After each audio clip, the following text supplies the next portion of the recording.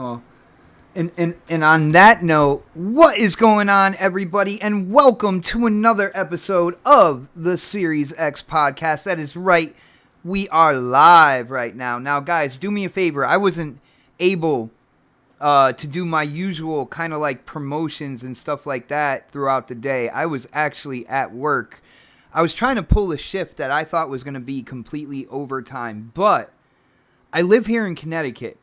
And if anybody follows the news, watches the weather or anything like that, we are getting ready for about 20 inches of snow to get dumped right on top of our heads. So it was actually a good thing that I went to work today because more than likely tomorrow when I'm scheduled, I don't think the warehouse is going to be open. But guys, we have some incredible topics. It is a great day to be here for the Series X podcast. So if you guys could share this out, let people know that we are live. Yes, this is an Xbox podcast. We only talk about Xbox, Xbox news, Xbox criticism, Xbox entertainment.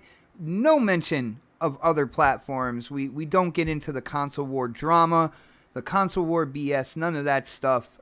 We are here for the Xbox gamers. So let those Xbox gamers out there know that they need to be right here, right now, with me and my co-host, my partner in crime when it comes to the show, the elusive gamer himself, aka Jamie Moran. What is going on, bro? Hey man, happy to be here. And look, we've had a lot of gaming news kind of in the past 2 weeks. So yeah, just excited to talk about it. And plus, you've got hardware to talk about for the first time on here. So let's get into it. Yeah. First off, when it comes to that, brother, I want to give a huge shout out to a friend of mine, a gamer, a subscriber. He goes by the name of RG Viper X. Shout out to him. He sent me a birthday present. For people who don't know, my birthday was in January 15th. And he sent me an Xbox Series S. That is right, people. I am into the next generation with what I call... It's a brick, people. It's a little white brick. This thing is absolutely incredible. Dude, it is... Jamie, this sucker is so small. When I opened it up, I literally, palmed it with my hand. And my hand, covered half of the console. It's so small, but it is so heavy. It is thick, man. It is an awesome system, dude. Have you seen one, Jamie? Have you seen one in person? No, unfortunately not. There's been nowhere open for me to actually see anything like that. Yeah, yeah, guys. I will let you know. Our brother Jamie is suffering from extreme cabin fever right now. Yeah. The lockdown that's going on in his neck of the woods, which has been ongoing for what seems to be an eternity, is really getting to Jamie. So, shout outs to Jamie. Shout him out on Twitter. Let him know that, you guys, shout him out in the chat. Let him know that you guys are with him, man. And, he'll get through it. I know he'll get through it. But back to the Series S, people. Dude, games run beautiful on this thing. I will say, I have a 4K television, and Jamie, you know me, I'm gonna be honest, right? I'm not gonna sugarcoat anything. There are some peculiarities when I'm playing a game that's native 1080p but upscaled to 4K because I have a 4K television. There's little peculiarities in the graphics, in the distances, thinner straight lines, stuff like that. But all in all, I think the performance of this for the price and then what they give you in terms of performance, I was playing Watch Dogs Legion with ray tracing, which, it's a $300 system with ray tracing. I was playing, Destiny 2 at 60 frames per second. I mean, I can go on and on. The performance on this is nice, but Jamie, I will let you know there are little, you'll see kind of like staggered lines. You'll see some little stepping on very thin lines in the distance and stuff like that. So I want to let you know, like, if you're on a 4K television, you'll definitely see little things like that. But this thing's awesome, dude. Thing's absolutely awesome. Jamie, it's funny. Uh, I got used to like the back of the Xbox One, the back of the Xbox One X in terms of like plugging in HDMI's, plugging in your hardwire for your internet without looking. And I keep trying to do that when I'm switching wires on the Series S, and I don't know it, so I'm just like hitting the back, no button, like no hole or anything like that. It's a little weird, man. Yeah, it takes some getting used to because I've got the Series X and I stand that vertically, and I haven't stood an Xbox vertically since the 360. So like putting the wires in while not looking can be a bit funky. But other than that, the next gen experience is good. And you have to admit, like I bet the whole sign in with the mobile app was different. Oh, that was really nice, man. And it was funny. The good thing about it is like the the console and my phone didn't have to be on the same Wi-Fi. Like I thought they would have to do that whole thing. It would have to be on the same Wi-Fi or something like that. Nope, no, it hooked right into the system. I brought my settings over that were saved, kind of like with my Microsoft account. It was really nice, dude. Yeah, I mean the signing in process was like really easy. Like I was explaining to one of my mates last night, like jumping from like a last generation console to a new generation console, it could not be easier because like unlike the Xbox One generation, you're also bringing over your saves, your games. You can even use like some of the same cables, even like your external hard drives. Like it's so seamless. And I know a lot of people have said like, oh, but the UI is the same, but like I don't really care. But the fact that I was just able to transfer everything so easily makes the experience a hell of a lot better. And you have to admit, the load times Load are times, just baby. they pretty much gone now because like I've been testing Assassin's Creed Valhalla on the One X and it looks phenomenal. I think it's like 1800p or something. It is 30 frames, but like it's the loading that's the main thing, and I think that's something we're going to see for the next few years, especially when we have all these cross generation games. Is that load screens are pretty much demolished on these new consoles. Dude, another thing that I thought a lot of people were hyping up, and I'm like, is the quick resume feature. Um, my golf game PGA 2K 21, it has the quick resume on it. Even Cyberpunk has a quick resume as well. And the first time, like I went and went to go put on PGA, and I was playing it the night before, right? And I hit it, and it goes right to the menu that I was at last night, like the night before. I just looked and I just stopped. I'm like, yo, what's going on? Like Yeah, it was an instant thing, man. I absolutely love that. yeah. I mean, I was playing Battlefield 3, like the campaign, a week before Christmas, and I fired it up the other day, and it went right back to the campaign within seconds.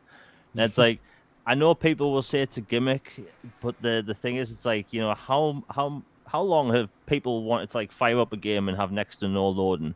But with quick resume, it's literally that you're just jumping straight into the game where you left off. If anything, it takes 5 seconds max, and you're back into playing the game. And to me, that's important because we've gone from a generation where open world games even have like sometimes 2 minutes worth of loading, and then if you want to load to a different region or an area on a map, Dude, I you started wait. gaming during the cartridge generation. There were no load times when I got into gaming, in the beginning. You know what I'm saying? And I feel like it's not exactly there in terms of absolutely no load times, but it feels a lot better than it did, a few weeks back, starting games up.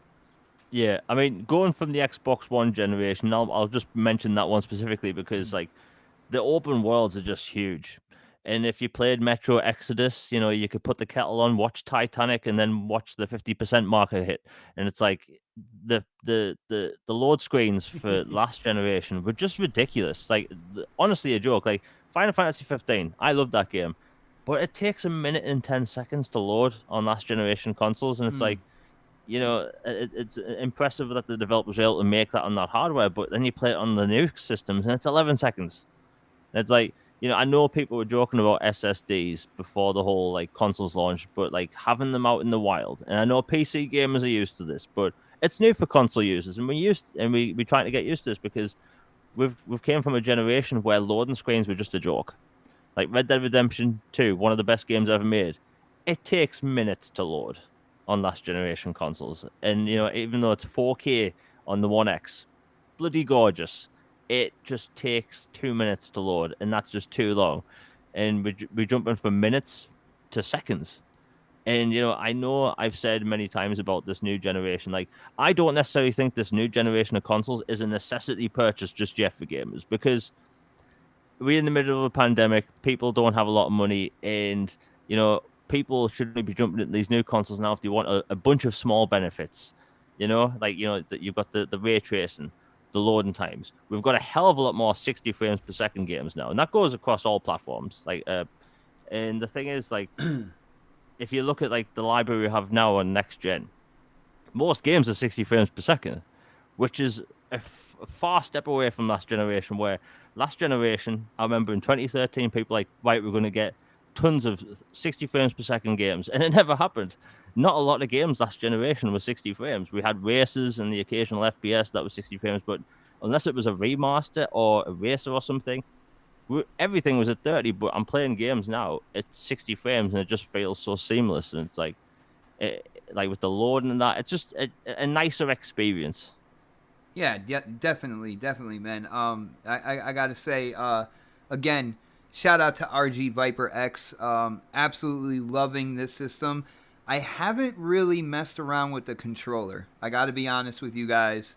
I haven't messed around with the series controller. I've been using the Elite version 2, and the thing is, it's robot white. I don't want to mess it up, man. I don't know. It's crazy. I do have to go in and play with that thing though. I did have it in my hands, like the kind of like the plastic rough feeling in the back, kind of like the grip, kind of like feeling that they put into the back of it is nice. I'm used to the kind of like the grip on the triggers. Yep. So, but it's good to see that, everybody who gets a new system has like grips on the triggers, because I think that feels really good as well. But all in all, man, dude, you can't go wrong with this system. If you see it out there, $300 system that can do ray tracing, will bump your games up to 60 frames per second. Yeah, it doesn't have that native 4K in terms of native resolution, but when it comes to all the graphical performance, graphical and performance upgrades, this little sucker is packing heat, man. And I gotta say, I'm very, very happy with this thing. So, yeah, Jamie, it's funny that you mentioned that right before we went live, and I'm like, oh man, I gotta let people know, about this system. Dude, it's a sleeper. It's a sleeper. Yeah. People don't know. They better recognize, man. I mean, like, I've seen people say it's not next generation console. It's like, you cannot get into ray tracing on a $300 PC. You just can't. You just can't do it. You're going to be spending close to $1,000, and if even so, it might be more than that. And it's like, it's all the small benefits. Like we were talking about the controller. It's like, it's a bunch of small things, but like my favorite controller of all time before this new one was the Cyberpunk controller. I love the texture of it. Everything about it just feels nice. And then I've been using this new controller, and the matte triggers, the matte shoulder buttons, the little texture in that. And if you go back to a regular Xbox One controller where it has shiny plastic for the triggers, it feels weird. Like it literally feels like. And the thing is, the Xbox One controller is great, but going back to it feels like you're holding this like third-party thing made by Mad Catz in the 90s. Oh wow! Or Pelican? How about Pelican? Yeah. That's not a thing in the UK. Oh, you never had Pelican? No. Dude, that was right there next to Mad Catz over here in the States, bro. Like over here, it was like Mad Catz and some like South Korean company I couldn't pronounce, but it's like the shoulder difference is just way different. Like again, the size of the console, like it's like literally about the size of a brick. The amount of technology that's in that thing. You're getting ray tracing, 60 frames in games, and here's a big thing that nobody's really talking about. When we get super resolution in effect, and that is pretty much AMD's quote unquote, it's going to be their DLSS. Well, games are going to be running close to 4K on the Series S then. So you're going to have less artifacting, the image will look even better, and across the board, you're going to be getting even better performance with better visuals. So the technology over the next few years and the software is just going to get even better, and people are going to see better results. That is a great point as well, because there are people they're kind of like grumbling about the Series S in terms of you know what, that we're gonna keep that for a topic. Shout out to RG Viper X who has joined us in the chat. What is up, bro? I was just singing your praises, brother. It is good to see you, man.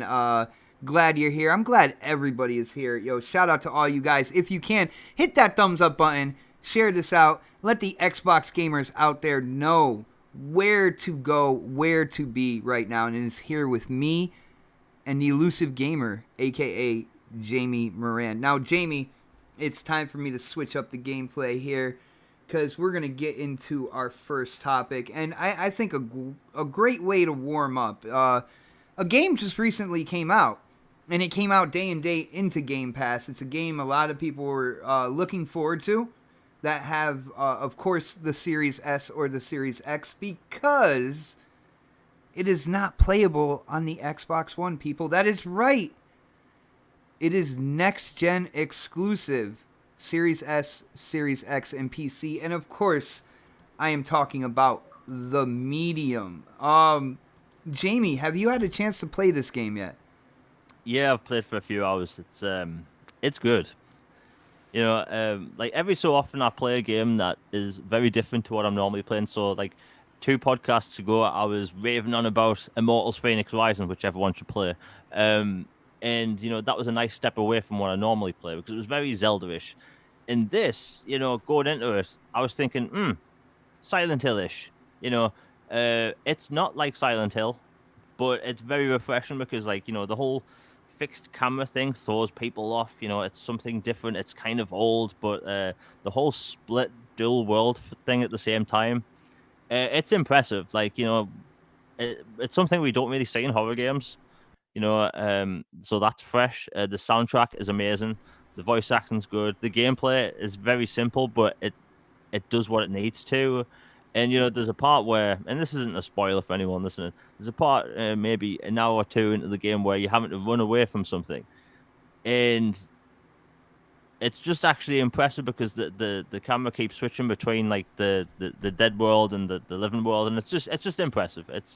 It's a nice new type of experience, and Team Bloober, they've been making horror games for years now. They made Layers of Fear. Layers of Fear. They made Observer, Blair Witch, and this is a new, different game for them. And I have to say, this is probably their best game because, like, I don't really look at review scores. I think review scores are a bit boxed, and like when people push Metacritic scores, it's kind of all over the place because, I see GameSpot put out a 9 out of 10 for this, and then I see some place I've never heard of give it a 3 out of 10. But both of those scores count towards the Metacritic score, and it's like people will only push the end Metacritic score or lower numbers. But after playing it, and bear in mind I've only played for a few hours, like I can see this being like a very high 8, and in my opinion, an 8 out of 10 is a must play. But I can't give it a final score yet. But I'm enjoying the game. All right. It looks fantastic. All right, check this out. Well, we're going to do a little back and forth on this because I, too, have gotten into it. Now, I haven't gotten very far in the game yet. All right? I met Sadness. I'm on my way up to the 2nd floor. I got my first kind of, like, jump scare that really, I almost dropped my controller when it happened. Did it have anything to do with the bathtub? Yes. Yep. Yes. Oh my goodness, dude. Like, they put everything together perfectly. The sound, the visual, everything in tune, in time, perfectly to get me to jump. And I will say, Jamie, that's not an easy task. Like, people who have watched like scary movies with me before and stuff, they can be a little astonished on how I don't like freak out. I don't jump and all that good stuff. But it definitely got me to jump. I will say though, so far, I'm interested in the story. Sadness is a really cool character. I like her. I hope she's around like the majority of the story, and you kind of get bits and pieces from her. I think she's really cool. I gotta say, I'm having a problem, dude. I'm having a problem. And shout out to the chat, guys. Any of you guys that have played this, I need to know if you have run into this problem as well. Now, first off, one of the problems is my TV location during the day, because I started playing this during the day, and the light was shining in through the cracks in the curtain, and it was shining in on the spirit world side of the game, so I could hardly see anything there, right? But I notice that what I am doing is my eyes are naturally gravitating towards the real world side of the game. And I'm going back and forth, and I'm repeating steps because I'm constantly focusing on the real world, and my eyes are kind of ignoring the spirit world. Chat, let me know, guys. And Christopher Hart, you would talk crap about this game no matter what. We already know, like, you wouldn't even try this game. All right, because of how it came out and where it came out. All right, it is not a 900p game. The resolution drops to 900p in certain instances, but please stop trying to put it out there that this is a native 900p game, because it's not, bro. It's not. But anyway, Jamie, have you had that issue, man, where your eyes kind of gravitate more towards one world than the other, where you had to like keep going, you might had to like retrace your steps and figure out like, oh man, I was supposed to be looking into the spirit world, and I'm constantly looking at the real world. Yeah, I did that very early on. The problem is that, and this is a thing for even Alan Wake has this problem in a lot of horror games, is that your eyes tend to focus on bright areas. So the living world is usually brighter, so your eyes tend to focus in that direction. So there's a puzzle very early on where you have to look in the dead world, but your eyes are kind of focused on the living world because it's brighter. It involves a bookshelf, and like it took me a while to find this like hidden switch. But like that's a thing with these types of like horror games. And like I say, Christopher Hart writing about the walking sim thing and comparing it to Death Stranding, like, how can you compare an open world, literally delivery man FedEx simulator, where they added a simple mechanic to walking in a game, where you had to lean to either side to walk? And I've played that game, by the way. Not a fan, but hey, I like Hideo Kojima's work, and I hope he makes more interesting games. The medium is very different. I don't really necessarily think the term walking sim is a bad thing. And the problem is that we don't have a description for a lot of these types of games. If this was a cinematic, over-the-shoulder, third-person action-adventure shooter horror game, do you know what would happen? It would have scored more because it's more basic. People like basic. It's like, why do people go back to people they've already slept with? It's comfortable. Wow, dude. Go ahead. Like, hey, no, like, we can relate anything to anything. It's like, it's called comfortable sex. It's relatable. You're used to it. It's like, your favorite drink. You're used to it. But this is something different. The dual world thing just works, and it's different. And the thing is, I can say this game is enjoyable, and someone else can say it isn't. But this is the podcast we're on. I'm going to give my opinion. And the whole Death Stranding thing, comparing it's like the second we start talking about the medium, there's instant comparisons to Death Stranding. There's nothing similar about the two other than using the color gray and brown. Like, what is the similar thing between those two games? Nothing. Not really. You can walk in those games, but guess what? You can walk in worms. Another thing. Like, Well, first off, Jamie, I'm not sure if we're supposed to be, talking about FedEx Simulator on this show. So I'm not sure about that. I know you didn't mention platform, but I'm a little off about it. But another thing you got to think about as well is the budget of these games. You look at the budgets. One budget was definitely ballooned really high, while the other budget kind of it's higher than what it might be for the type of game that it is, but it's nowhere near what Chris is comparing it to. You know what I'm saying? Like the budget is definitely a lot different when you look at these. So I don't know, but I will let you guys know. I played those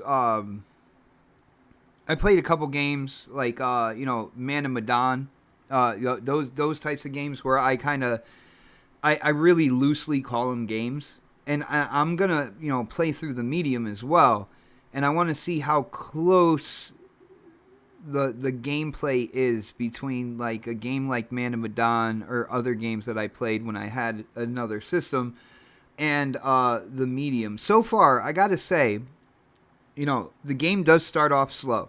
I think, Jamie, you can agree on that, right? The game does start off slow. oh yeah, I mean, the beginning of the game takes place in like a funeral office. Like, I'd expect it to be slow. Yeah, no doubt. But the cool thing about it was the more you kind of like go around and explore inside the funeral home, the more you start getting more of the character's story, the backdrop, stuff like that. So it does kind of keep you engaged. It kind of keeps you like, oh man, I wonder what else is going on with her and all that good stuff. So, but I want to play through it and I want to see how similar it is to those cinematic games that I've played, and I will let you guys know when I get through it how much it's similar and how much it's different. Like I said, I do have some issue when it comes to the two worlds being shown at once. I think it's an awesome feature. I do like it, but it takes some getting used to, and I'm not quite used to it yet. And I tend to like focus on, like I said, on the real world, as opposed to like seeing what's in the spirit world. But so far, you know what? Graphically, Jamie, what do you think about how this game looks? Because we all know it's not just about native resolution. Resolution and graphics are two totally different things. So, what do you think about the graphics and kind of like the atmosphere in this game, bro? I like the graphics. Like the thing is, like I always refer to two specific horror games when I talk about things I like, and that's Alien Isolation and Alan Wake, both of which have these very different art styles. Alien Isolation is very realistic and atmospheric, while Alan Wake goes for these like ominous tones with like the aim for atmosphere over graphics, and it does the job. And I think this is kind of meshed in the middle because the scenes of the game, I'm like, that looks realistic. Like when you first see the resort for the first time, it looks realistic, and then when it goes into like the split world thing, you can see the resolution go down, but at the same time, I'm not expecting this machine to run a game literally rendering two different worlds at the same time at 4K. That's just unrealistic. I like the graphics, but you can tell it's not a full-on big budget AAA game. But then again, at the same time, it's not that. Dude, to me there's an extra kind of like complexity in the look of this game. You can tell that it's running on the next gen Xboxes, and I don't know. It's hard to explain. Like, I don't know if it's the amount of detail within like the world or what it is. But do you know what I'm saying? There's like an extra layer of something as you're playing the game that you're like, yeah, this is a next gen experience right here. I mean, the dual world thing to me is the next gen thing. Like, the thing is, as I'm playing it, I'm not noticing loading screens. A lot of these games do things in the background. They'll load during a cutscene or something like that, or if you like squeezing through a crack in the wall, like that's usually a game hiding a loading screen. But this game, like a few hours in, I'm barely noticing any loading screens at all. And the whole dual world thing, because there's like moments where you have to like only play in the sort of the dead world, quote to speak. It just goes back and forth so quickly, and to me, like that is next gen. Like I don't care what some random dude says in chat about how it looks or whatever. Like I've played it, and I give my opinion on the game. Like I think that is a very next gen thing. And the thing is, look at the next gen only games right now. They don't really do anything new. This does. Like outside of ray tracing, this actually does something different.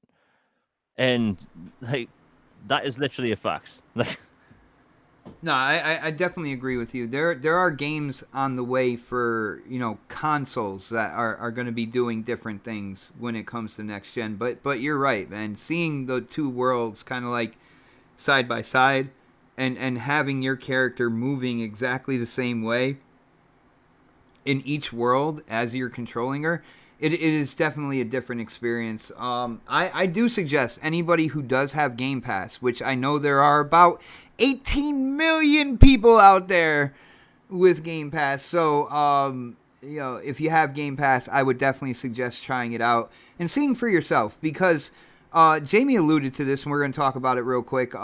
Review scores. Now, you guys know me. I don't deal with the website where they put together a bunch of review scores just to make one score or whatnot. But it seems that this game is all over the place when it comes to the individual scores. You have some people absolutely hate it. Jamie alluded to, I think it was IGN that gave it a 9 out of 10. From what I played so far, I don't necessarily agree with that. Like, I probably wouldn't be doing that. That is right, RG Viper. Meta who? Meta who? I don't know. But the scores are all over the place. So, Jamie, with all the individual scores going from a 30 to into the 60s to the 70s, and you got 80s, you got a 90, stuff like that. It's so widespread. Like, what do people take from that? Like, I don't understand how people are touting review scores and stuff. Like, to me, that is such a wide range. It's all over the place. It seems like this is a game that is going to be very particular in terms of its fan base. Like, there's going to be a very particular community that likes this game to the point of a 9 out of 10 or something like that. But Jamie, with all the reviews being so like spread out or whatnot, what does that mean to you, bro? Look, when it comes to review scores, I just don't pay attention to them anymore. And like the thing is that a lot of the time these people's bonuses rely on a game hitting a certain mark. Frankly, I think that's just a bit balked in my opinion. Like that shouldn't be how it works, because there's so many times I see a game come out and it'll get bad reviews even though it's good. I'll see games get mixed reviews because it was good. I've seen games come out, be good, and get weird, like Gears 5, or it might have been Gears 4 or something, came out, had really good reviews across the board, and there was like one review that like gave it like a 4 out of 10, and that really hurt the Metascore, which is, again, it's a weird situation. And it was because of like too much air button or something like that. Like I think review scores are stupid. Like, remember IGN? Too much water for Pokemon Ruby. Too much water. Too much water. Like that. What the heck? That doesn't even make sense. And it's like, Alien Isolation, one of the best horror games I've ever played. And I saw like, some places give that thing a 6, and it's like, no, like just no. And the unfortunate thing is that, and this is why I'm trying to move away from like review numbers, is that we live in an age where a 10 is considered excellent, a 9 is considered great, an 8 is considered okay, and a 7 is considered bad. What kind of spectrum is that? How is 10 the best of the best? Mount Olympus. No game could get any better. And then you have a 9, which is, yeah, it's okay. And then an 8, which is, okay, it's okay. And then a 7, trash. How is a 7 out of 10 trash? That would be a C. That would be a C in like school. A 70 out of 100 would be a C. Yeah. I would be happy with that. Yeah. And the problem is, like, people like to push scores. Like, days before games come out now, people bet on what the score's going to be. It's like Shadow of the Tomb Raider came out, right? And that came out in like low 80s. And the problem is that people were saying it's a garbage game because it's a low 80s score, right? And then like a week later, an exclusive launched on another platform had a very similar score, and people were saying magnificent, must play. And it's like, why are we at this point now? And it's like, look at Immortals Phoenix Rising. Have you noticed how much people love that game on Twitter? People love that game, and it's not just me. And the thing is, the game that replicates its formula from is a 10 out of 10 game, Breath of the Wild. And this game that people love, and people compare it to Breath of the Wild, but your weapons don't bloody break. Nice. It was getting like 7 or 6s out of 10. It's like, no human being alive played that game and said, oh, it's a 6 out of 10. It's a 7 out of 10. Like, no. Like, Immortals Phoenix Rising is legit, in my opinion. If I had to give it a score, 9 out of 10. Oh, damn. Like that was so good. And so when I look at these scores, and I was saying, like, I think it was GameSpot gave it a 9, and then some other place gave it a 3. So do we push the 9, the 3, or the Metascore? And then people can go, well, the Metascore is literally, literally an average, pretty much, of all the scores combined. It's like that's just a weird way it works. Because the thing is, when I look at reviews now, I tend to read reviews after I've played the game to see if other people think the same. And another thing with reviews is that you'll have people that like certain games that you have similar tastes with that might review a game similar to how you would review it. And then you have people that don't like some games and they have a different taste to you and they will review a game a certain different way. And it's like, I think people have to more read actual reviews, see who's actually reviewing them, and pay attention to what's said rather than the score. Because again, is people not like I noticed this in 2013 and onwards? Like, are people not sick of the whole let's run with meta scores to bash each other thing? Like, the medium, I'm having fun with it. I can't give it a score yet because I haven't finished it. Yet I've seen some clowns on Twitter review the game after playing it for 2 minutes. But it's like, that's not how it should work. Dude, I'm watching this gameplay right now, and this is like, I went through this part. It's not my gameplay. It's when they showed like 14 minutes of gameplay or whatnot. And when Sadness is talking, if you look in the spirit world, you see Sadness and you see, like, the actress who did the motion capture, acting it out and stuff. And that in the real world, they were rotating the camera around your character, and it looked like she was talking to nobody. I mean, that is a really cool experience right there. You got the character that she's talking to in the spirit world, but they're also showing the real world, and it looks like she's crazy. That is really, really cool. Jamie, when it comes to the reviews, this is the cool thing, especially when they're as spread out as they are. Here's the cool thing, guys. If you have an Xbox, even if you don't have the subscription, I'm pretty sure you can get a deal, whether it's, for the first time ever, $1 or whatnot. But you can actually try the game out yourself. And I think that is probably the best way to do it, to really get, solidify your opinion. Again, I did not go in and just sugarcoat this and say, oh, it's the greatest game to come out this year and all this. No, I'm definitely not saying that. I do think it started slow. I want the intensity to pick up more, and I think it is, because like I said, I just hit my first jump scare. But I will let you guys know exactly how I feel about this game when I get through it, and even at points throughout my journey. For people who don't know, I have a tendency not to be quiet and just kind of like, spill the beans and let people know what I'm thinking as I'm going through this. But shout out to RG Viper X hitting up that super chat. Yes, people, the super chat, it does work. Thank you, brother, for the support. He says, with this game being so controversial in the review scores, this should be game of the year, aka the last year's game of the year. Shout out to you, brother. Dude, it makes sense. It definitely. Oh, hold on 1 second.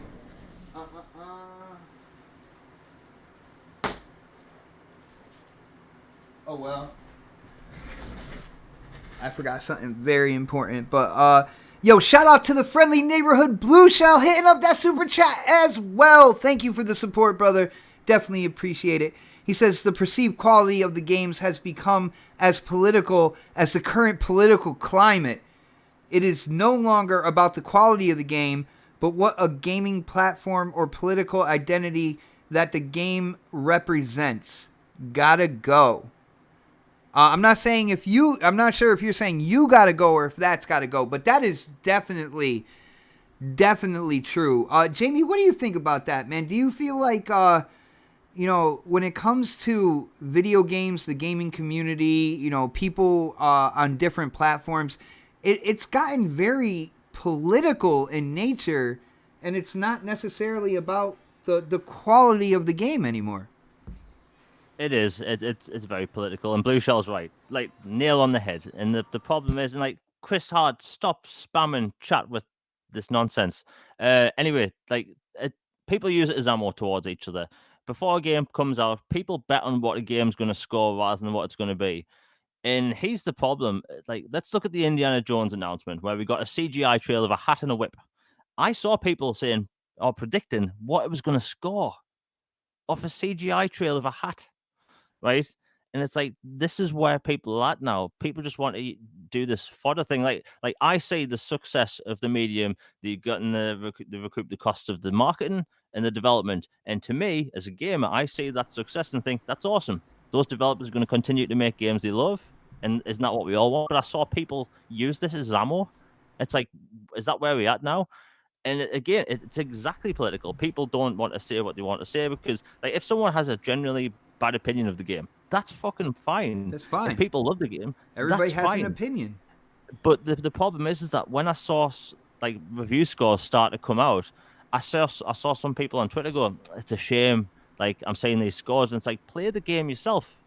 Like, I couldn't have thought of what the medium was going to be like until I played it. And here's the thing: I'll talk about my favorite game of all time, Mass Effect. It came out in 2007. The game is filled with bugs, horrendous load screens. The Mako controls like a bar of soap on ice. Yes, it's my favorite game of all time. And I only found out a year ago that it's a 9 out of 10 on Metacritic. Do you see my point? Like, it doesn't matter. These scores are just used as ammo. It's like, do I care what Strandon got? No, I don't care. Because I didn't enjoy what I played of it. But if someone else loved that, bloody awesome. I hope they had a really good time with it. But it's like, it's so political. Like, we're at a point now where it's just ammo. A game is announced. People say, what's it exclusive on? What's the Metacritic score? And it's like, we've stepped so back. And the thing is, before 2013, it wasn't like this. Like, people actually talked about games when they're talking about games, but now we have to talk about Metacritic scores because that's where we're at now. And unfortunately, it is a topic. But it's like, why can't people just play the medium? Why are people comparing it to X game on other platforms? Why can't we just enjoy the game and say it? Like, people aren't talking about what the reviews said. They're talking about a number. Vote by some other dude or last. And it's like, why? Who cares? Like, and again, like, remember, I think it was like Fallout New Vegas, Obsidian were like 2 points away from getting the bonus. It's like, it's a very silly situation that we shouldn't be doing this for games. Like, and the thing is, the only reason Metacritic scores are around is so we can have people plaster numbers on boxes when they come out with the Game of the Year edition. That's the only reason. Metacritic doesn't exist. Like, it doesn't need to exist. It just is, and it's like, I don't know. It's like, when someone recommends a TV show, I don't immediately pull out the IMDb app and see its score. Like, I read reviews, like, because I can't get context off a number. And it's a shame, man, because, like, I've seen games come out and fail because people want to use, like, these numbers as ammo in this, like, gaming political climate. And it's a shame because, like, again, like, look at Quantum Break. That was all over the place with scores. People didn't talk about what you did in the game. People didn't talk about what the reviews said. People just threw about a number. And the funny thing is, before Quantum Break actually got its full-on, like, Digital Foundry testing, people like, that has to be PC footage, it looks so good. But the second we got a resolution number, people like, oh, it looks terrible. even though people were saying it was PC footage. And then when the Yeah. Metacritic scores dropped, people were like, oh, it's a bad game because of this number. It's like, play the game yourself. Resolution Gate unfortunately killed that game, which it is definitely unfortunate when it comes to Quantum Break. Jamie, people didn't talk about the amazing sci-fi universe that they were building with that game, the incredible story, and kind of like the roller coaster ride going through that story. Yeah, it was all about resolution. But Jamie, we got to move on here. We got to get into the other topics, man. So let's see here. Let's go with the big studio incoming because Jamie, who was out there? I know Brad Sams is talking about this. There's a couple other people talking about this that Xbox might have a brand new kind of like colossal studio under its first party by the end of this year. Who do you know who was putting that out there, bro? I believe it was Brad Sams. Like he kind of insinuated on Twitter, and the thing is, like, people might think, oh, another Bethesda-sized purchase, and like you have to look at that number, like 7.5 billion. It's like, what other publishers or studios are worth that amount? Because we can take away Take-Two. Take-Two is worth like way more than that. EA, because of FIFA and Madden, worth way more than that. So I think you're left with things like Sega. Ooh, say it again. You have to Sega. Say it again. That's the thing about Xbox fans; they love that word. Like, I've loved Sega since I was a kid, but the second someone was like say something blue on Twitter, it's like Xbox buying Sega confirmed. Well, sir, hold on. Let me stop you right there. Not only did they come out with a blue Series S controller, but in February they're coming out with a red Series S controller, and somebody put a picture together that showed the blue representing Sonic, the red representing Knuckles, and then they had the shadows for the controller and a possible yellow for Tails, bro. Like that's pretty interesting, man. Yeah, I mean that is interesting, but it's like so for instance, the other day an image of Phil Spencer doing an interview was circulated the internet, and there was a ring on the monitor behind him, and people were like, is this Elden Ring? Bought confirmed. And it's like, if you look at the reflection, that's a ring light that you have for a webcam. And people thought that had to do with Elden Ring. It's like I don't think we should read too much into stuff. While the Sonic thing and the Sega thing, that's been rumored for ages. I think we can throw the Elden Ring thing out the window. All right, brother. All right, man. We're gonna I understand what you're saying, but when you have Aaron Greenberg sharing a picture of him petting a hedgehog, you got the first different colored series controller coming out being the exact same blue as Sonic the Hedgehog. Like there are things here that make people lean towards this being Sega, which I gotta say, I will say, I am all for that. I am all for a Sega acquisition. I am all for dude. All the titles that are under Sega. Can you imagine a Golden Axe revamp, a reimagining of Golden Axe for today's systems? Not what we got, back on the Genesis or whatnot, but a reimagining of what that world is, and kind of like the characters within it, and kind of going all out with the hardware and stuff. Dude, can you imagine other first-party studios helping Sonic Team get their act together when it comes to the newer 3D Sonic the Hedgehogs, bro? Yeah, don't get me wrong. I don't think Microsoft buying Sega is a bad thing. That's not my point. It's like, how many years has this rumor been going around? Like, I think it was like 2016 when Sega was visiting like Microsoft, like people at Sega, and they were posting pictures on Instagram. And then people thought that was going to happen.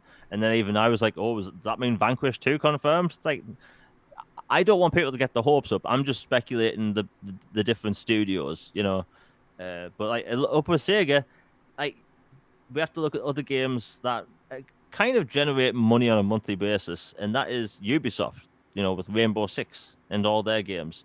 Games like Warner Brothers games, but the thing is, I don't think WB is going to sell off that studio anymore. Or I should say branch. But like, it is interesting that the term Bethesda-sized was mentioned because that limits it down to a handful of studios slash publishers. Could they go for a THQ? Possibly. THQ. Most people don't know this. They have more studios than almost anyone. Like they have like 90 games in development at almost any given time. Hold on, does THQ is that are they the ones that published or developed do you remember Freedom Fighters on the 360? I think they did. Dude, I loved that game. That game was insane. But like, and the thing is, I think THQ Nordic is actually owned by a billionaire dude who's also a gamer. So it's like, who knows if that would happen? But it's like, it's very interesting because like, Microsoft clearly want more content for Game Pass and Xbox, and it's like Sega having more Japanese centric stuff would make sense, And people, whenever I talk about Microsoft buying a Japanese studio or anything, I always get this exact same reply: Microsoft shouldn't purchase a Japanese studio because they're not big there. That's not how you grow a business. They need Game Pass to take off in Japan. They don't need Xbox necessarily to take off in Japan, although apparently they're out of the gate. The Series S and X were doing well. It helps that the Series S is super tiny. But like I think Microsoft have to do a more global reach because unlike other platforms, Microsoft essentially the US, Canada, Mexico, Brazil, and the UK. Outside of that, in Australia, they aren't really big. But something like a Sega or Ubisoft, and I'm doing air quotes at the Ubisoft thing, and I love Ubisoft. That would be a dream come true because I'd be getting all those games in Game Pass. But it's like I think they need to get games that reach out more globally because they're not going to go out for someone else that makes like 10 different RPGs and first person shooters. Like they need again more variety, and I think they'll do that. But Sega seems kind of likely. Kind of likely. Is it because of the stuff I said, or what are your thoughts on how it's kind of likely? Is there more to this in your opinion, bro? I mean, the Sega's arcade division isn't making money. They're splitting off the pachinko business and the gaming business, console business into two different companies owned by Sega. But it's like everything you said and everything with gaming in Japan doesn't make as much money as it used to. Sega, they pretty much live in Japan. A lot of their business in there. But I think I don't know, just Sega and Microsoft have had this weird connection since the original Xbox, and even before that with the Dreamcast. Dreamcast, that's right. And I'm not saying it's impossible. I'm saying that Sega is probably the most likely candidate. Interesting. And guys, I'm watching the chat. Like I'm seeing people talking about Capcom. RG Viper X let people know Ubisoft made a deal with Amazon.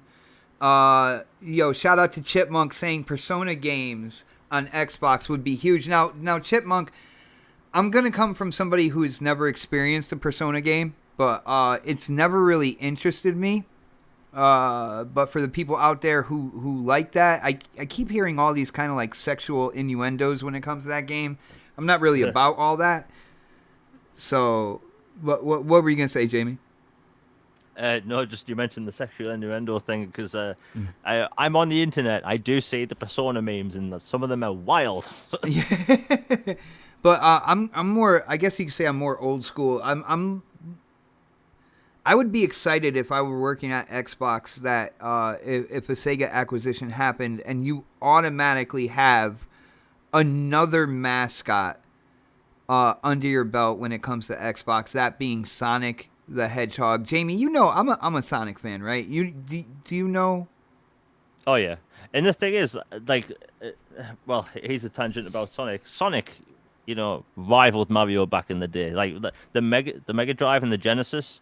That's what it was called in the USI. The Genesis. Those things are huge, and because of Sonic, Sonic out the gate was a super fast game, and I think that Sonic hasn't transitioned into the 3D era properly.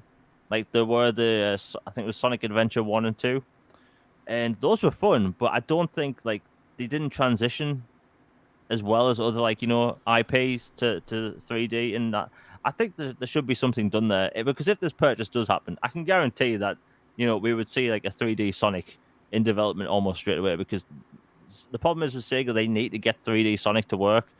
And another problem is that with Sonic in general, is that the fun part about Sonic is when you're running super fast through rings. But if you translate that into 3D, it's like, I don't know, it's like they need to did a good job. They did a good job with Sonic Forces in terms of the gameplay, but the narrative, the dialogue, and the story was absolute garbage, to be really honest with you. But the gameplay, they did really good. I'll even go back and play Sonic Forces.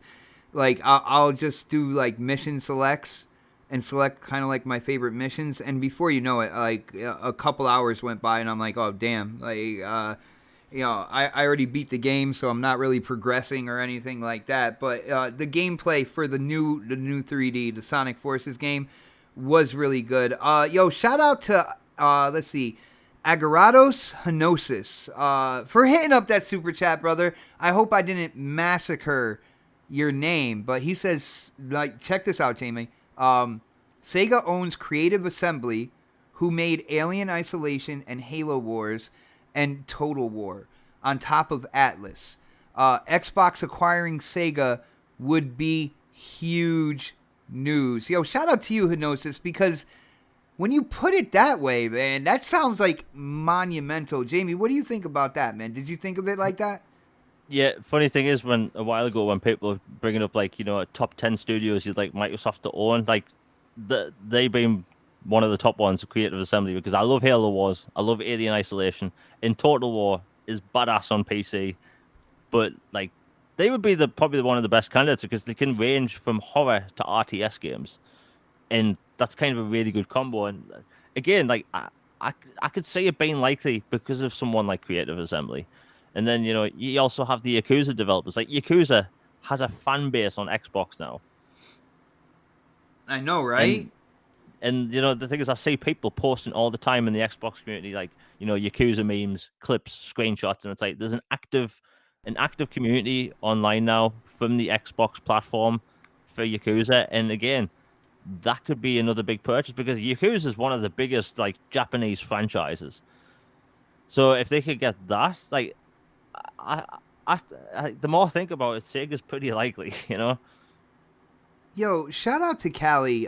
He asked us a question. He said, hold on real quick. I gotta scroll it back up. 1 second here. He said, I just want to ask this to you and the panel, which is you, Jamie.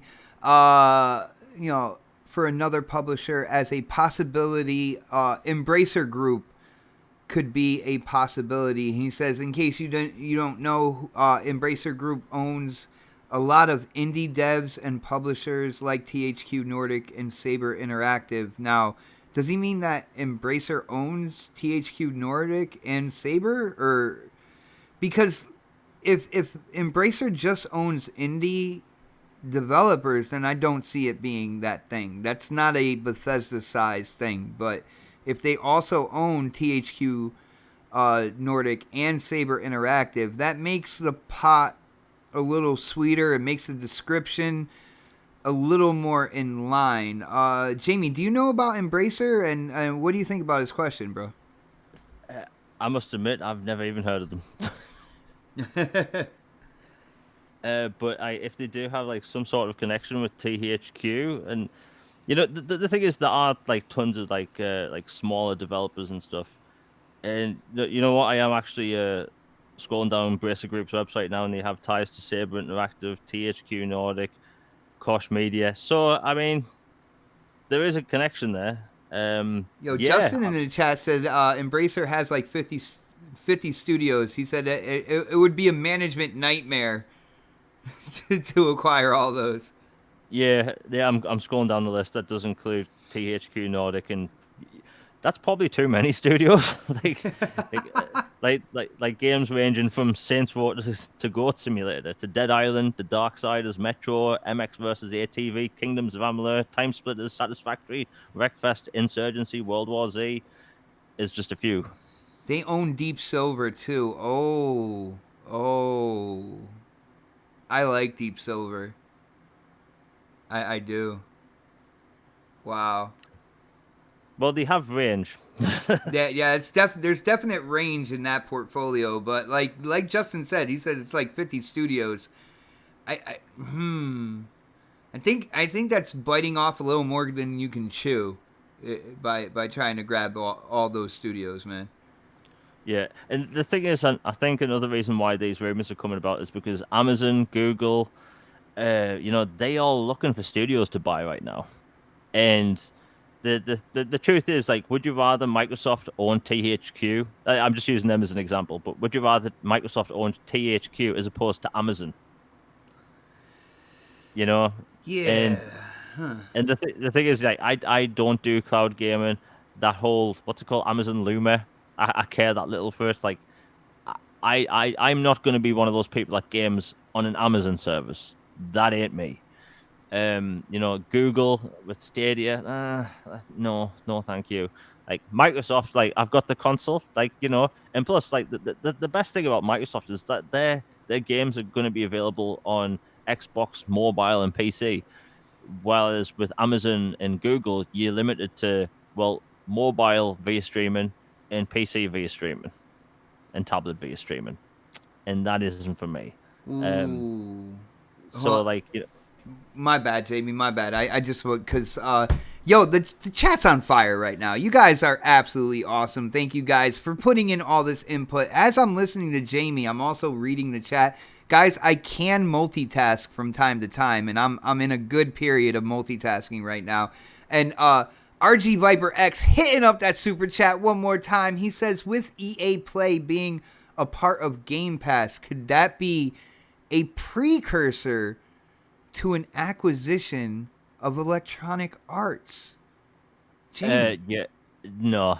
That'd be huge. The thing is, like EA, like they've had a weird generation where they pump out nothing but sports games, the occasional Need for Speed game, and Need for Speed isn't what it used to be, and a lot of their franchises don't do that well. However, their past two Star Wars games, bloody good, and no, it's just the problem is FIFA and Madden, mainly FIFA. It's like EA is worth so much more than Bethesda that it wouldn't even make sense. And even then, games like FIFA, Madden, NFL, or whatever, all their sports games would still remain multi-platform. And I just don't think EA's games and how much EA is worth would make any sense. No, yeah, Because no, I hear you, man. But can you imagine? And the thing is, if they ever acquired EA, people would go nuts on social media, be like, "Oh, Madden exclusive." Madden would never go exclusive. It would go day and date into Game Pass, which would make a lot of people happy because now you're not paying $60 every single year for the new Madden 1.1, 1.2, 1.3. You know what I'm saying?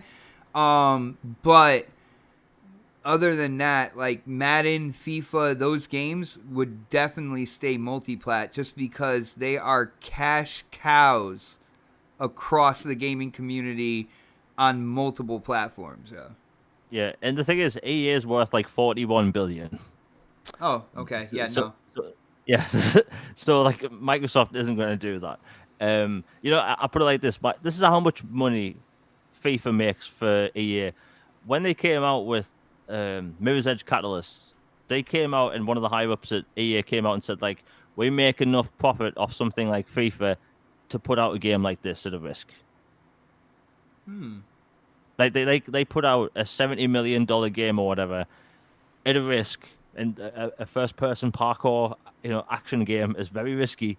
Like they put out that game because they could, because they make so much money off it. Like I can't underestimate how much money they make in Europe. Like literally FIFA is a casino like in Europe.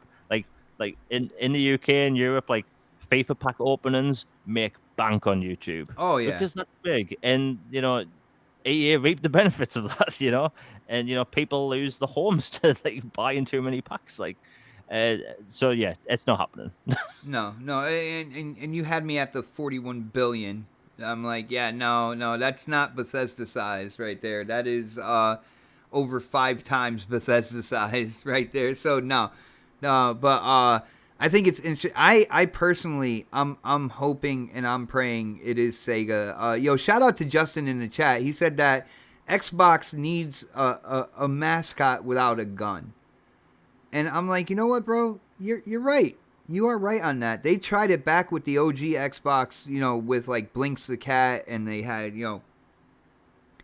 Voodoo Vince, and they tried having that mascot without a gun. They tried making one, and it didn't really work out that great. But if you're able to acquire Sega and put that blue hedgehog out there in your advertising and in your marketing, man, that would be huge. It would be huge for me anyway. That to see all that, I think that would be crazy. I'm in the corner that this is most likely Sega, and we've been following this for a while, at least on this channel and next podcast. Like we've talked about this kind of like multiple times, man, because there's too many hints. There's too many little things that people at Xbox were doing and posting and stuff like that really, really gets you to think about all of it. And with what Jamie said, that business relationship that Sega has with Xbox that went all the way back to the Dreamcast, dude, it makes sense to me. It makes sense. I hope it is. That's what I hope it is, bro. But on that note, guys, we should move on to the next subject. And this one was an absolute doozy. Absolute doozy. Last Thursday, well, actually, the Thursday before last, because I'm not talking about this past Thursday, but the Thursday before that, pictures started coming out when it came to Xbox Live. You can buy the cards in the stores, Xbox Live Gold memberships, and this one, I believe, was a 6-month for $60.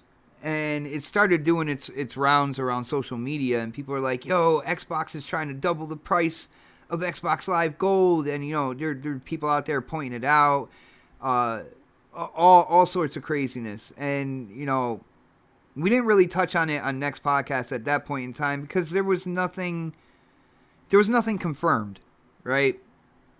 But later on, it was confirmed that was indeed a real wow. Yo, shout out to Michael. Oh man, shout out to you, Michael. Yo, hitting up that super chat. Definitely appreciate the support. He says Sonic on a Halo Ring adventure. Get it, Ring? Get it, Ring? I like it. I like it, brother. I think you're onto something. But Xbox Live, it came out that Xbox was literally trying to double the price of Xbox Live Gold memberships, and they really had it planned out to the point where they did produce those cards to be put out in retail stores, all that good stuff. At a point in time where their revenue was really kicking ass as well, which I find very, very amusing. But then after a huge kind of flood from the gaming community on how that was not acceptable, Xbox did a complete 180 and they squashed that whole idea, meaning that they wasted a lot of money on those cards because they're not going to hit the shelves now. Like they're keeping the price the same, $60 per year, and all kind of like the iterations in between that. Jamie, I gotta ask you, bro. At a point in time where Xbox is creating the revenue that they have been shown to be creating, do you think Xbox has a huge pair of balls to try to double the price of Xbox Live Gold at that point in time? And why do you think they tried to do it, bro? Oof. I thought it was a huge mistake. Like, look, I'm a huge Xbox fan. Have been since day one. But I can tell you that this was just a poor choice, poor lapse in judgment. It was like I don't know. It was out of touch because Microsoft, like, they've had this really long run now of goodwill. Oh yeah. You know, from the way they announced, even like, going back a few years, like the way they handled backwards compatibility and all that stuff. Talking about free upgrades with the One X, going up to, like, the new consoles coming out. Like, it was all goodwill, and this was like the only bad thing they've done in a while. And it seemed weird because when this came out, we had like the blog post about the price going up, but yet Major Nelson didn't really tweet about it. Aaron Greenberg didn't tweet about it really, and all like the social channels or like accounts that people, that the bigwigs that work at Microsoft, or so the bigger people that work at Microsoft, weren't posting about this. So like I look at this and think, and like, why was it a thing? Because they were reporting huge profits. And here's the thing: I did business at college, and it doesn't take a genius to work this out of why. And I know why they did it. The question is why not? Like, businesses go out to make more money, and then when they've made a lot of money, they don't go, that's enough money, I want to make more. Like Disney are worth billions, they want to make more money. And when they've saturated the movie market, the TV market, they're going to lean more into video games for more money. And that's what Microsoft did. They wanted more money. Like, that's how you boil it down to it. I'm not saying it's right. I think it's like messed up. Like, we're in the middle of a pandemic. Prices shouldn't go up. Like, if anything, companies should wait for the pandemic to go down and maybe wait a few years before raising prices. And that goes towards companies like Disney, Netflix, Amazon, all over the place. And it was just awful timing. The way they did it was awful. Microsoft Live, I should say Xbox Live, was the same for almost a decade, and they didn't increase the price, and then they decided to double it, which was a weird move because the smart way to do something like that is you increase it over time. And coming out and doubling it once was just a weird move. It was an absolute weird move. And, I have a feeling this had to do with like higher ups, board members, major stockholders wanting even more revenue. And I'm guessing people at Microsoft, like Aaron Greenberg, Phil Spencer, probably pushed against it. Because the thing about Microsoft is, like, even though they do make the occasional bad decision, they're very reactionary to the market now. Microsoft plays up with the memes. We saw that with the Craig situation. Within 24 hours, Craig was a meme by Microsoft. Yeah, that was funny. And like, like in the modern day and age, that's how companies should be. They should be more reactive. And and I'm not saying Microsoft, I'm not saying they listen to like the angry mob on Twitter. Like, I believe there's a very big difference between people being critical and people just being angry because they do the angry gamer thing on social media. Like, I'm sorry, Microsoft doesn't listen to that. When a game gets put out and it's good, like, it's not because some person whined on Twitter. It's because that's how it works. Like think about it. Like, would a $1 trillion organization listen to someone whining on social media or actual constructive criticism that could help them in the long run? Because they had so much goodwill, and then they put out this. Almost no one on Microsoft's side tweeted about the price going up. It was just in the blog post. So if you were someone like a regular gamer who doesn't regularly check gaming news or blog posts, hold on, Jamie, real quick. If a company was trying to double the price of something, when the information came out, I'm pretty sure people wouldn't tweet that out. They would try to like just let that slip through there and see what happened afterwards. I when it came to Aaron, it's not that they necessarily were dead set against it, but just the fact that, like, I know if like, say my membership to this channel increased, I wouldn't go out there and tweet, "Hey guys, join now for double the price on my YouTube channel." I wouldn't say that. Like, I would kind of just like let it go and just, whoever wants to become new members. Because again, if you were already in on Xbox Live Gold, this price did not like cater to you. You were grandfathered in with the original price, but this was new price for new subscribers. So I don't know. You see what I'm saying, Jamie? Like, I wouldn't see these guys tweeting it out anyway. No, that was my point. Okay. like no one mentioned anything, and the thing is, like, when I say Microsoft being reactionary to something, like, sometimes that can be a bad thing, sometimes that can be a good thing. But it was within like 12 hours. which I've never seen. Like, I put it like this: it was like, I think it was like 4:30 in the morning. No, it was about 5 in the morning when that happened in the UK. I've never seen Microsoft put out any public statements on news at that time ever. And the thing is, like, I know people that play on Xbox that don't buy live regularly. Like, they just occasionally play whenever they play. They play the single player games or whatever.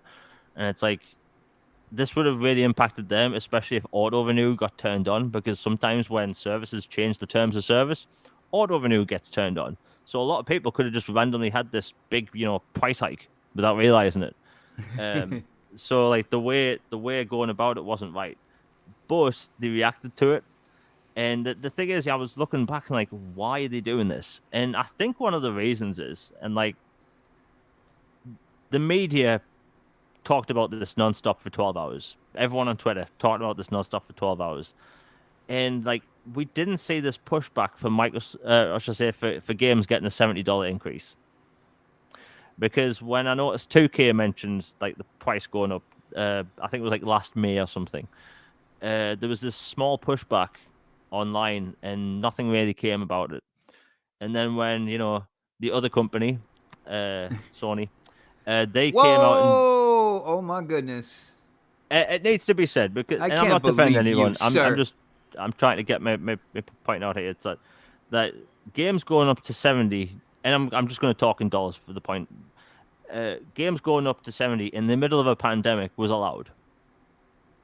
Like, I've had legit arguments on Twitter with people who I've followed for years.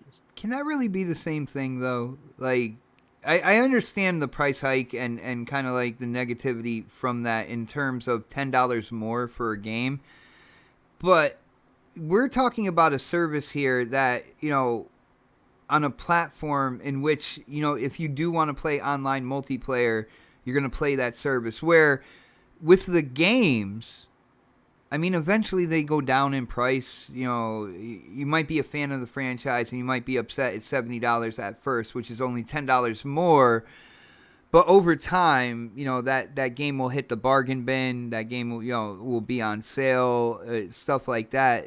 But we're talking about a service here to which if you don't have it, you don't play games online with your friends. I think there's a difference there, bro. The thing is, gaming isn't a necessity, right? Playing online is not a necessity. You don't need to play online. I'm not defending anyone. I'm saying both choices in the middle of a pandemic, and this is all I saw last week or whatever it was, quote unquote, in the middle of a pandemic. It wasn't allowed, but games going up in price were allowed. Neither should be allowed. Like, one, people should have kept that same energy, and two, it's the different markets and different way. Like, Microsoft and the other company make money. Like, Microsoft relies on Game Pass. They push Game Pass and Xbox Live for the end user to stay subscribed and pay annually or every month or 3 months. Well, the other company relies on selling software. They advertise their games more than anyone else, put more money into marketing these games, and they raise the price of the game like per like unit. And it's like it's both companies wanting profit in the middle of a quote unquote pandemic, because we are in the middle of a pandemic, but it's like one was allowed and one isn't. I'm not defending either of them. I think they were both bad choices. But it's like, I saw this huge wave online saying we don't want this price increase for live. And people got it turned around. Microsoft said they're not going to do it. But when it came to $70 games, and look, living in the UK, people will know this. The game prices have shot up about £25 in the past few months. That's not right. But it's allowed. While the service going up of Xbox Live, that costs more. That would be awful still. But my point is that Microsoft did this to get more money. They didn't do it because we pushed back as gamers. But the price of games going up was allowed. And it was for the same reason. Profit. Yeah, it definitely was. Yo, shout out to RG Viper X hitting that super chat one more time. Thank you, brother, for the support. He says Microsoft got cocky like another unnamed S company. Wow. Likes to get on a regular basis. All these companies need their feet held to the fire. And Jamie, I think that was something you were saying. So it was real good to go in with that super chat at that point in time. Now, when it comes to more expensive games, and again, I am not playing defense lawyer here, but I will say I'm giving you my own honest opinions on this whole thing. If they doubled the price of the games from 60 to 120, I think you would have seen the same type of backlash that we saw when it came to Xbox Live Gold. Were there people out there taking advantage of this negative news? Yes, negative news, all right? And yes, there were. And there always will be. There always will be people out there looking for the negative news for the platform that they do not like. Now, whether or not they gain traction on social media, that's up to us, the people out there on social media. All right? But it was a dirty tactic. And even the $70, you know, I was there when games went from 50 to 60, right? And when they said, all right, games are going to be $60, there was a backlash there. But inevitably, people kind of just accepted it and started paying $60 per game. So, I don't know. I would want games to be as cheap as they can, but I also know that, you know, production value, development time, you know, paying these developers, you know, game development is not getting any cheaper. All right. So with that being said, little more acceptable of the $10 raise, because if I don't feel the game is worth $10 more, I'm not going to buy it. That's pretty much how I feel about that. So Jamie, when it came to the 180, now first off, you never said in terms of a reason why Xbox tried to double the price here. A lot of people are out there saying, well, they're trying to push people into Game Pass, newer subscribers, you know, go with Ultimate Game Pass. You get so much more for your money. It's only like what, $5 more per month, and you get access to all these games. You get first party, day and date. Like, Jamie, what was that on your mind at all? Why didn't you say anything about them? Do you think they were trying to push people into Ultimate Game Pass? It's a weird one because, like, look, I say this is them wanting to make more money as a business. Do I see that as them wanting to push more people in the Game Pass? That's a weird thing, man, because like Xbox Live Gold makes like in between $2 to $4 billion per year, and there's millions of people that just buy Xbox Live so they can play like some random multiplayer online each year. And it's like, are those people really interested in Game Pass? Probably not, because they play their one multiplayer game. I know people in real life that only play Call of Duty, that only play GTA for the multiplayer. And it's like, Microsoft isn't going to make any money off that from Game Pass. You know, but we will see like things like Halo will take off and stuff, but it's like, it's all about making more money. Like, is it to push people in the Game Pass? I don't believe that, because the reason isn't there. Like the random dudes, like 90% of the market that push like these Call of Duty games to sell 30 million every year, have zero interest in RPGs occasionally appearing in Game Pass, because they play their Call of Duty game. That's why the whole pushing people to Game Pass thing makes no sense to me. All right, I got you, man. And all right. Let's just cut to the chase on this part of it, the 180, where, you know, they came out and they're like, never mind, you know, they said, you know, our aim is to please our consumers, and today we missed the mark when it came to that, which I thought was absolutely ridiculous, because how are you going to please the consumers by doubling the price of something? Usually a consumer is happier with a discount, but you know, once they did that 180, there was a lot of people that kind of washed their hands, dried them off, kind of brushed them off a little bit, and said, okay, we're done here. everybody now look elsewhere. In other words, people are like, all right, well, they did that. Now they did a 180. We're done. Let's move on. Now, do you think people out there in social media and the gamers out there in the community were lighter on Xbox than they should have been when it came to this decision, even coming up in the first place? I mean, the thing coming up in the first place was bad. Like, it was a bad decision. Like, I can't sit here and go, oh, it was a good decision. You know, it was bad. Something costing more is never a good thing. It doesn't matter if it's a loaf of bread or, you know, your internet bill. Costing more for the same thing is never going to be a good thing. But I don't do the whole, like, you know, angry gamer thing, right? When Microsoft did the 180 thing, I looked at that and thought they were reactive in a good way. I can't look at that and think. Well, the thing is, I don't think it's either a whole like wiping someone's hands clean or not. Like Microsoft, one of the biggest corporations on the planet, could have just let it go and let people pay more for Xbox Live if they wanted to. That was a bad way to go. But my point is that they reacted in a good way. That would have killed them, dude. And my way of it's like, can you remember when Microsoft went back on the whole DRM thing? I think it was late July in 2013. I didn't look at that and go, why the hell did you do that in the first place? I congratulated them for listening to people, and they continued to listen to people. So when they came out and said, hey, we messed up, blah, blah, blah, blah, blah, I said to Aaron Greenberg on Twitter, you did the right thing.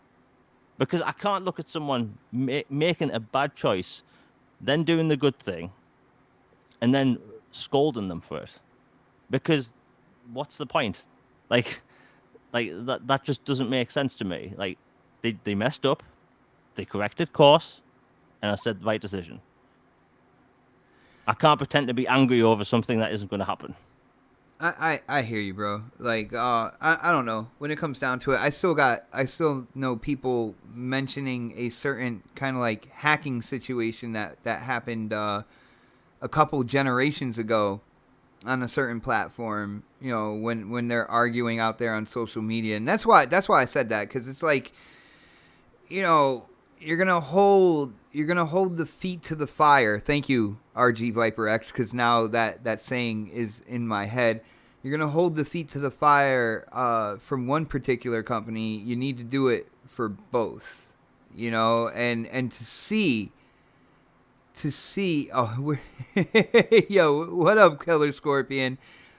Your golf footage. If I did record you, you will be on next podcast this Thursday. Oh yeah, where you hit the log and went straight up. You hit that kind of like border. That will definitely be there. You know, the Xbox gaming community, I tend to think we hold ourselves to a higher standard. We hold the company and the platform that we like to a higher standard. And when we see something absolutely blatant, even though they did a 180, I still expect us to do that. You see what I'm saying? And to not, now we have to watch what they're doing kind of like even closer, because I don't want to see them get little bits and pieces, slip them through the cracks that, you know, once they get through the cracks, they add up to a big problem for gamers. And you know, when it comes down to it, these are corporations. I'm not buddy with any corporation. No matter their name, no matter if I prefer their product over another product or anything like that, I know at the end of the day, a corporation doesn't necessarily care about my goodwill. I mean, that's just the way it is. And, you know, I prefer the Xbox platform, but I'm not going to get all...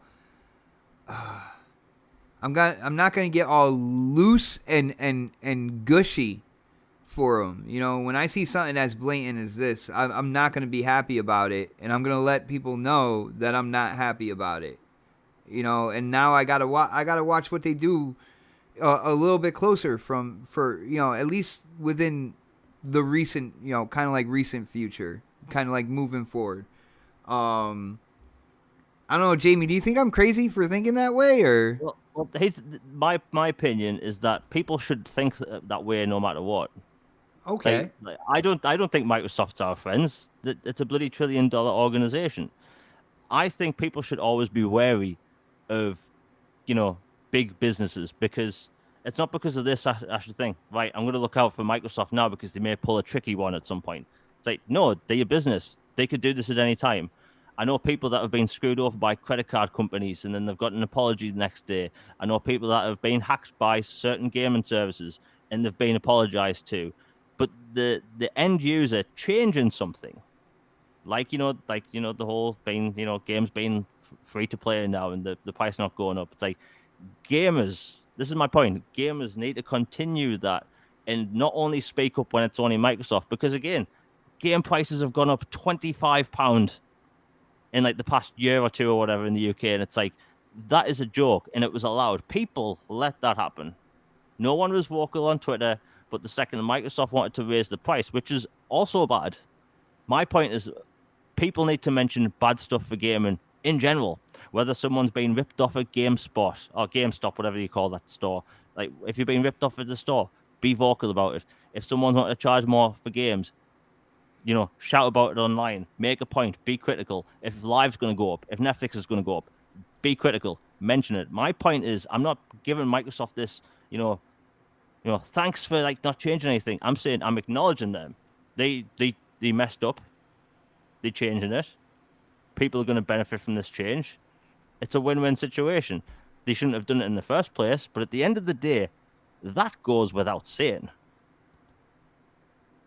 You know what? I hear you, brother. I hear exactly what you're saying, and I am looking in our DM to see if we have anything else to talk about. You know what?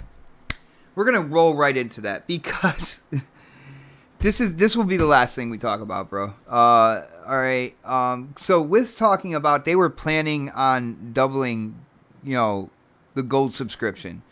So their setup for games with gold should look pretty good, right? And this is why I think they did this, right? First off, games with gold for February has 5 games in it instead of 4. The 5th game being Gears 5, available February 1st through February 28th. Other than that, there's Dandara. There is the OG Xbox Indiana Jones, which I'm actually excited about. I want to get back and play that. Lost Planet 2 and Resident Evil. And Jamie, which one of the handful of Resident Evil remakes is this one again? It's the GameCube remake of the first one, but this is the remaster of the remake. Oh my goodness. Yeah. But it's basically the redone version of the one that came out in the early 90s. All right. So, dude, what do you think about this offering? And what do you think about me linking it to, they were planning on raising the price of gold, and these are games with gold. So you would want to make it look, more enticing. Do you think that's why they added a 5th game and they have these games in here? What do you think about the games that are in there, bro? That's probably why it's an extra game. It was weird that they added a 5th game. Because look, Xbox Live Gold, the games haven't been good for a while. Like, I've gone from someone that downloaded them every month to I don't even look half the time anymore. I used to report on Xbox Live Gold games every month, and now I don't even bother, unless there's a good game in there. But, there's 5 games this month. I think it's a good list of games, in my opinion. I mean, I was literally going to buy the Indiana Jones game a few weeks ago, because I lost the disc years ago. But now I don't have to. But yeah, I mean, the extra game, I'm not going to say it's perfect timing. That's pretty much like they put the extra game in to soften the blow, in my opinion. Yeah, definitely. They made that, they put Gears 5 in the middle in the promotion, the advertisement, slightly bigger than the others. I know, from graphic design, marketing, stuff like that. That's exactly what they're doing. Eyes draw right to the middle. Ooh, Gears 5. Well, and I gotta say, I like the list as well. Of course, there's games that I don't really care about in there, but Indiana Jones, Lost Planet 2, Gears 5, I already have it through Game Pass, but maybe check out the Resident Evil remaster of the remake of the GameCube. I don't know, or remake of the remaster of the GameCube version or whatnot. But yeah, I think it's good, man. You put that together with the games in Game Pass, and you got a hell of a collection of games. If you are Ultimate Game Pass subscriber, man, you got a lot of games at your disposal. It's such a great deal. But other than that, Jamie, is there anything else you want to say before we wind this whole thing down, brother? Yeah, Indiana Jones is now available to download for gold members. And yeah, do you not want to go over the MLB thing quickly? Go ahead, sir. Go ahead. That's why I asked, man. Right, so about a year ago, I think it's called MLB The Show. It sells like 2 copies in the UK because baseball isn't a thing here. But MLB The Show, for the other corporation to keep the rights to, continue to make baseball games, they have to put them on all the platforms now. And, at the time, Microsoft and Nin put out the whole, tweets in no more away games kind of thing. And that was a year ago. A year ago is a long time.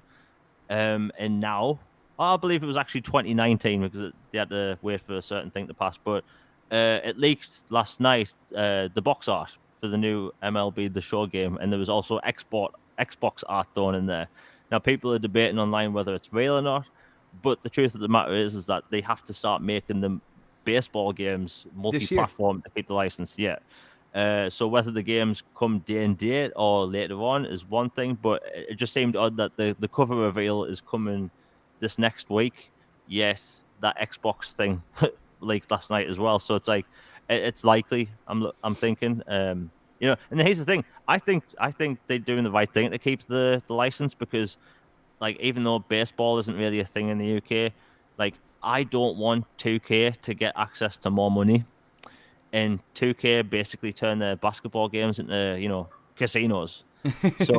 So I think, Sony, I'll say it, Sony having the license to the baseball thing. You got to put $1 in the jar, sir.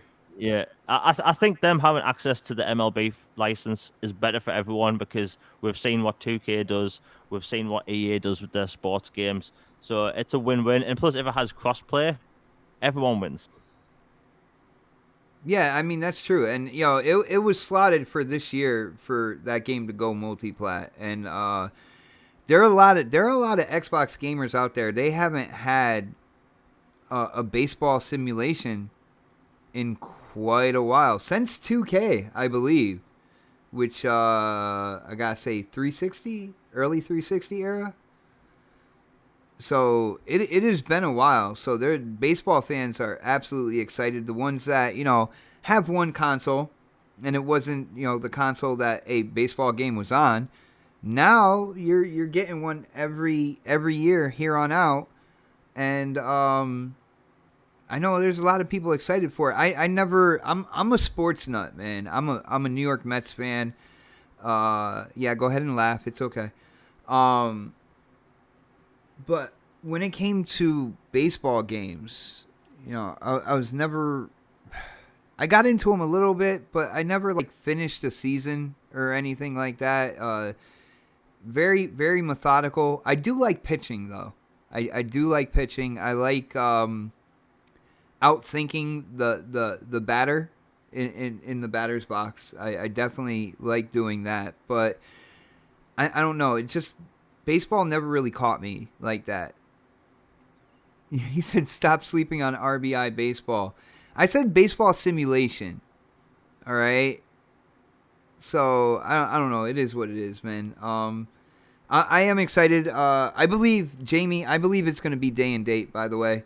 Because the MLB were they were the people that pressed that this game either be multi-plat or they're kind of giving the license to somebody else.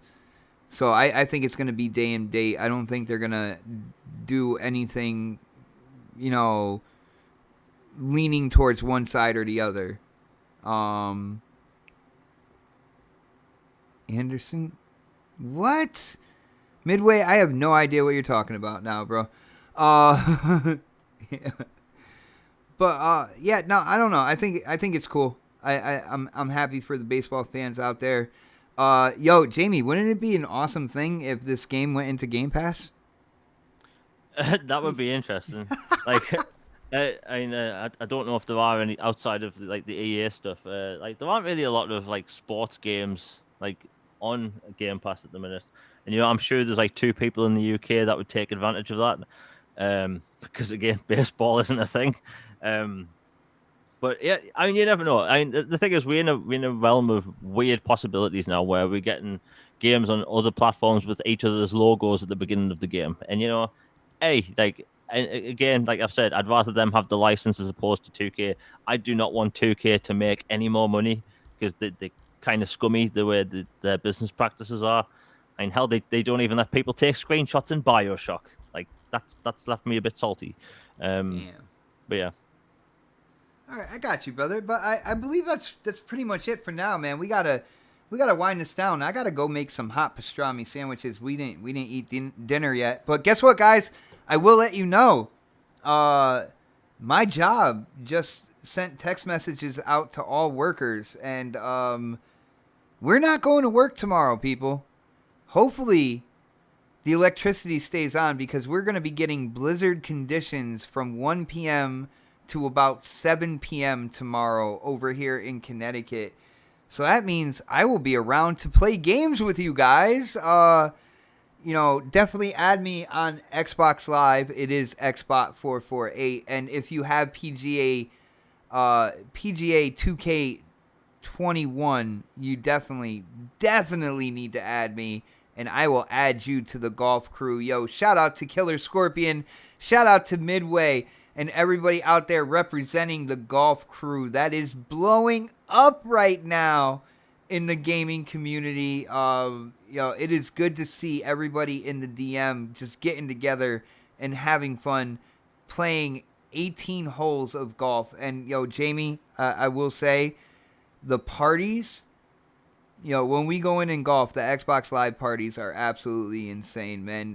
Dude, you got to get the game. You got to join us, bro. One day. One day. He's like, when it's in the bargain bin or when it comes to Game Pass, then I'll try it.